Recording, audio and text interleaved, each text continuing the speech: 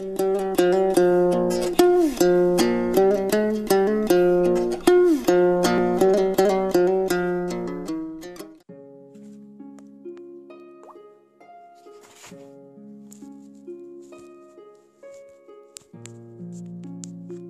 alaikum Kırgız elim.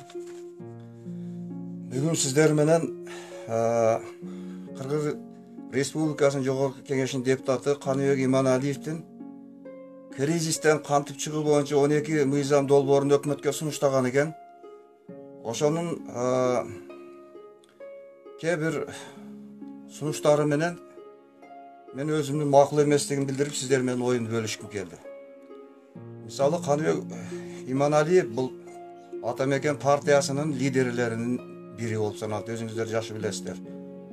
Ал төмөнкү кыргыз элинин улуттун кызыкчылыгына мен оюм боюнча каршы келген сунуштар сунуштаптыр. Биринчи, аэропорт Ош жана Бишкек аэропортту сатуу дейт.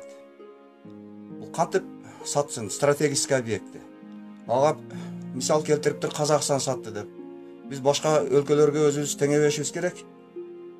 Аэропорт деген бул мамлекеттин кыргыз элинин бул мындайча айтканда дарбазасы да. Аны өзү өнүктүрүп, өзү эме кылыш керек мамлекет. Муну сатканга болбойт эч качан. Бул чыккынчылыкка барабар болот. А саткандан кийин аны башкаруу системасын ошо сатып алган компания өзү жүргүзөт каалагандай кылып. Эч кандай стратегический объектилер сатылбаш керек биринчиден. Экинчи анын сунушу чет өлкөлүк байларга жер сатуу деп отстрочка менен болсо дагы бериш керек. Ошолордун салыктарынын эсебинен кыргыз эли жашайт дегендей сунуш берип атат. Бул дагы чыккынчылык деп эсептейм. Андай эмес, кыргыз эли мамлекет өзү курсун андай объектилерди керек болсо. Андан кийинкиси Кумтөргө кошуп, ага жакын сандыкты 1 миллиард долларга сатууну сунуштады. Эмне себептен дагы сатыш керек аны? Мамлекет өзү иштетиш керек аны. Бул дагы туура эмес. Бул дагы туура эмес да. Мына чет өлкөлөрдүн саясаттарын ишке ашырышып атат булар. Андан кийинкиси Арсланбаевди эркин экономикалык зонага айландырыш керектигин билдирип атат. Бул деген сөз эркин экономикалык зонага берүү деген сөз ошол жерде чет өлкөлүктөр келип бирдекелерди куруп, ошол жерге кожоюн болот дегенди билдирет. Андан көрө өзүбүздүн ишкерлер, өзүбүздүн карапайым ишкерлер ошол өзүбүздүн жарандар салыш керек ал жерде. Бул мына Дүниөлүк банк мына бүгүнкү күндө дейт.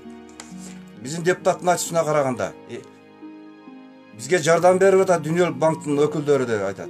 Бизге Дүниөлүк банктын өкүлдөрү жардам бербесин. Алардын максаты башка. Алардын саясаты биздин өлкө ошол чет өлкөлүктөрдүн ишканалары мына Кыргызстанда жайгашып, алардын салыктын эсебинен кыргыз эли аргасыздан жашап калыш керек да, ошондой саясат жүрүп атат. Эмне себептен биздин өзүбүздүн ишкерлерге ушундай мүмкүнчүлүк бербейт?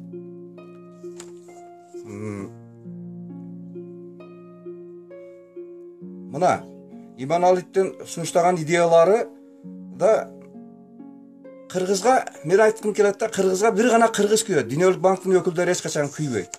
Бул 4 сунушу дагы кыргыз элинин кызыкчылыгына туура келбеген чыккынчылык деп эсептейм. Мына эгемендүүлүк алгандан бери ошол биздин бийлик жетекчилери ошол Дүниөлүк банктын программасына кирип алып, акчаларына сатылып, ушул программадан чыкпай жатат.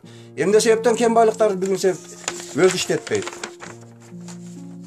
Мына аэропорт боюнча вице-премьер-министр Асарандиевдин билдирүүсүндө аэропорт Дүниөлүк банктын АИС менен кендер өткөрүүгө сүйлөшүүлөр жүрүп жатат экен. АИС Дүниөлүк банктын именно өкүлү.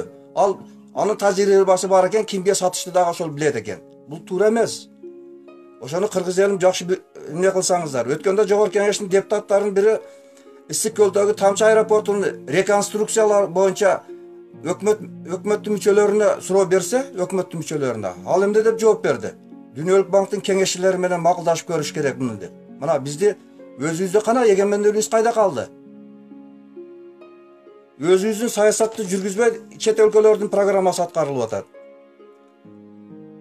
Дагы бир мисал келтирсек, Жогорку Кеңештин депутаты Мирлан Бакиров кен байлыктар боюнча Жогорку Кеңеште өкмөткө суроо берди.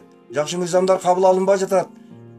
Кен байлыктар мамлекеттин кызыкчылыгына иштебей жатат. Мына акыркы 2 токтом кабыл алынган экен, ал дагы өлкөнүн кызыкчылыгы жок десе, жанагы Абылгазиев өзү мен сага кошулам дейт. Анын баягы өкмөттүн мүчөсү айтып атат.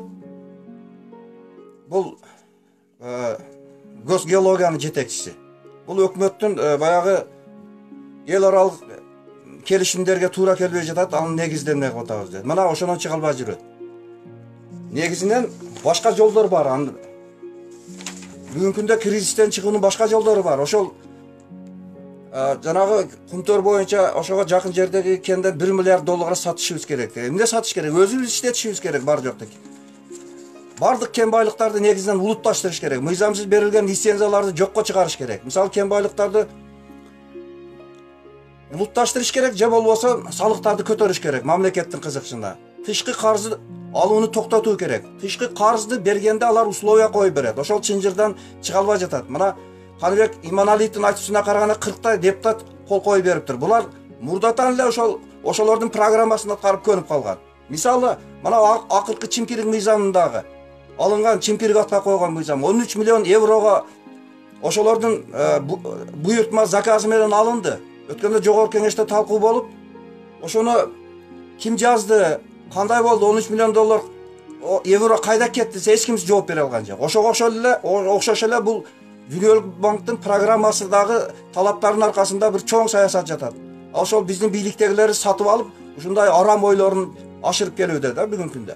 Андан көрө өзү самостоятельный мамлекеттин өзү баягы чыныгы эгемендүүлүгүн сактап калыш үчүн зайым чыгарыш керек. Зайым чыгарып, ошол келечекте мамлекетибиз жөнүгө турган болсо, ошол зайымды кепилдик бере турган мыйзам берип, жеке ишкерлер башка кыргыз эли боюнча жанагыны сатып ала турган жолдорду ойлоп таап, кыргыз элинин чыныгы эгемендүүлүгүн камсыз кыла турган багыттарды бериш керек.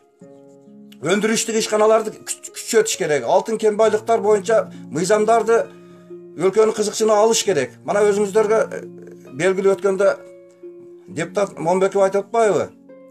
Биздин банкта 272 тонна акча жараксыз деп табылыптыр. Аны айлантканда 38 КАМАЗ болот экен дейт. Мына бардык система коррупцияланган. Ошолорду жөнгө сала турган болсо мамлекетибиз жөн эле бутунда туруп кетет. Мисалы үчүн сатып алуулар боюнча дагы коррупцияланган өтө. Мына жол куруу башка мекеме ишканаларда мисалы үчүн миллиондогон жүздөгөн миңдеген сомдор жанагындай болуп бөлүнүп, анан утуп алган компания дагы подставной компанияларга берип, элдин акчалары чачылып атат. ГЭСтерди бөлүштүрүү тармактарын менчиктештирүү керек. Көмүскөдөгү салыктарды чыгаруу керек. Тышкы карыздар кандай шарттар менен берилди, аларды тактап чыгуу керек. Мына быйыл өзүңүздөр жакшы билесиздер, быйыл эгемендик алгандан бери биздин мамлекет тышкы карыздын эсебинен мамлекеттик бюджет жаап келип атат.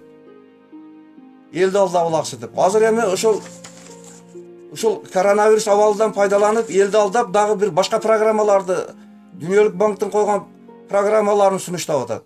Мына ушуларга элибиз бекен болуш керек. Чыныгы эгемендүүлүк сактап, өзүбүздүн мамлекетибизде өзүбүз ээ чыгабыз деп турган болсок, өзүбүздүн гана улуттун кызыкчылыгын, мамлекеттин кызыкчылыгын камтыган программа керек. Мындай бизге кыргыз элинин кызыкчылыгына, улуттун кызыкчылыгына каршы келген сунуштарды сунуштаган депутаттар кетсин демекчимин. Өкмөт дагы кошулуп кетиш керек. Ушул өзүмдүн сунушумду аяктап, ойлон элим деген ырымды сиздерге тартуулап коеюн. Ойлон элим, ойгон элим, кеч калба. Алданбагын бир курсактык оокатка. Кыргыз элим келечегинде болот, биз алдансак бир тоюндук оокатка. Жаңы коом бир оокаттык күн эмес, ал өкүнүч тарыхтагы чоң белес. Өнүгүүнү изденип, туңгуюктан чыкпасак, келечекте муундар баарыбызды кечирбес. Анда неге өнүкпөйбүз кыргыздар? Өлкөбүздө кен байлыктын баары бар. Өнүгүүгө жол бергебеген күчтөр бар. Алар менен өздөн чыккан саткындар. Сак болгула кыргыз элим баарыңар. Каптап кетти элди бузган вирустар. Алар менен күрөшпөсөк баарыбыз эгемендүүлүк билимсиз барып жоюлар.